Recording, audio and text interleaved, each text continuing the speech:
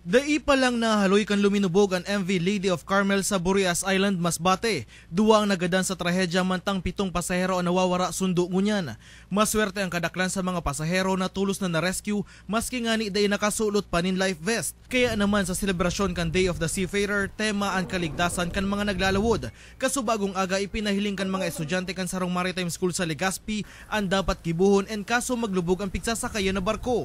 Mostly daw ng ating mga ngayon, kaya nangyayari yung mga disaster at sea dahil hindi lahat ng mga pasahero, not even these students na nandito sa amin, alam kung paano isuot ang life jacket, which is isa sa mga pwede nating pag-aralan para kung tayo ay sumasakay o naglalayag sa dagat.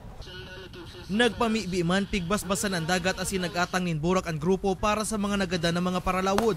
In commemoration of the fallen seafarers na namatay, could be on board or maybe on land. Pati na din kasi sinama ni Commodore yung passenger. Ang pagiging handa man sigun sa inda paagi para dai na madugangan pa ang mga nagagadan o nadidisgrasya sa dagat. Eric Baldo, Patrolkan Pilipino.